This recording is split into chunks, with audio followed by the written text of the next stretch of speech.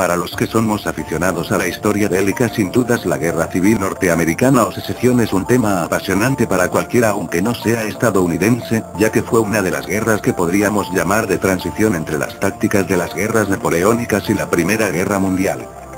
Antes de los famosos submarinos de las guerras mundiales ya hubo intentos de utilizar naves sumergibles como armas. Durante la Guerra Civil Norteamericana enfrentaría a los estados confederados o sureños de estado esclavista para obtener su independencia del resto de los Estados Unidos. Si bien al principio de esta los confederados lograrían importantes victorias junto a muy buenos generales, poco a poco la balanza se decantaría por la Unión y su industrialización.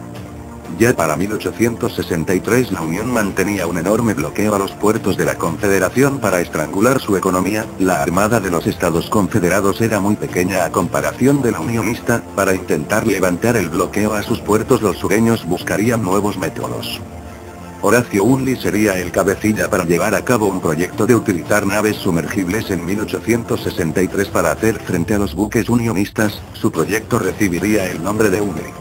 Enfocado en su idea, el propio Horacio participaría en las pruebas de la embarcación y moriría en una de ellas ahogado. Si bien esto desalentó a los confederados, estos decidieron seguir con las pruebas, muriendo una segunda tripulación cuando el submarino se hundió directamente. Por eso el Unley sería apodado como el ataúd. El Unley se desplazaba a 7 km por hora y su propulsión era manual, es decir, los tripulantes debían girar una manivela desde adentro para desplazarse. Esta tripulación constaba de 8 hombres incluido un timonel.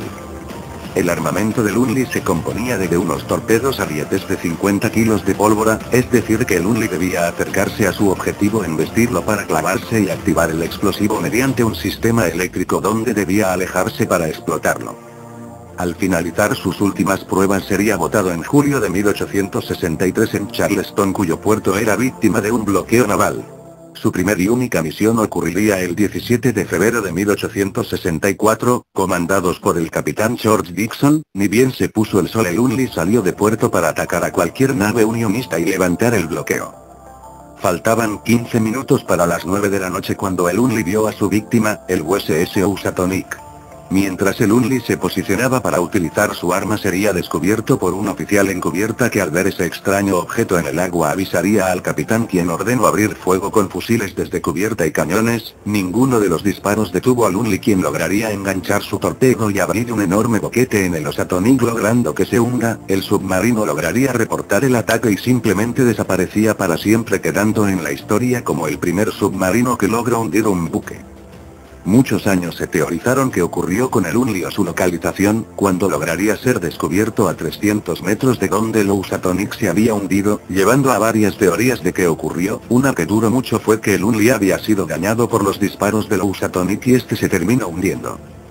En 2000 los restos del Unley junto a los cadáveres serían rescatados y puestos a investigación, cuando en 2017 se encontró los restos de un marino que estaba fusionado a la estructura por 150 años. Su posición llamó la atención ya que seguía en su puesto, no parecía tratar de huir. Esto determinaría que el Unley estaba muy cerca del Housatonic al explotar el torpedo, lo que la onda expansiva probaría la muerte y averías en el Unley. Actualmente el Unley es expuesto en museos y se puede entrar en él, dando un poco de esa claustrofobia que debieron sentir los tripulantes.